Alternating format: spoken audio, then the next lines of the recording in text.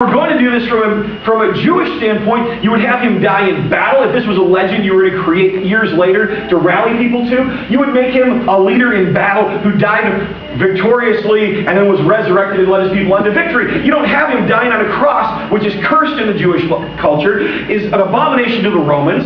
You don't have him dying and have women find him, because women carry no validity in that culture. You're not going to come up with a story. This isn't a fabricated story.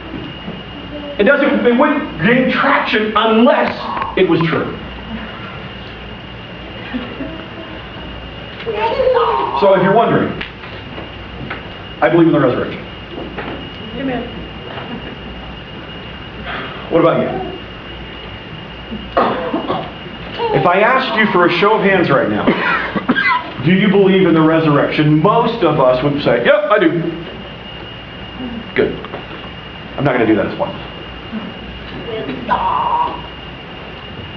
If the resurrection is true, it changes everything.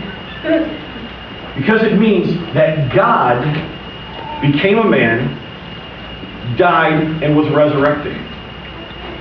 It means that Christ now has authority in this world. It wasn't until after the resurrection that Christ said, all authority in heaven and on earth is mine.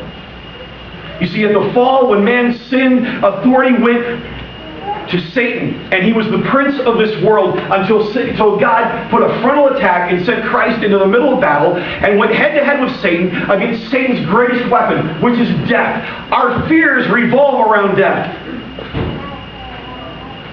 Our fears of failure, our fears of lack of love, our fears of not accomplishing enough, our fears of not being good enough, all in their end revolve around this fear of death, and we will be non-existent and live a life that is dead. It all revolves around that, and God went head-to-head and said, let's show you how it's done.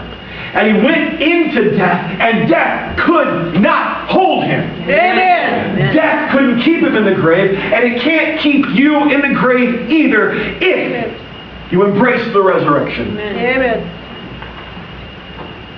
Death has no hold on you and everything that drives our lives, my friend.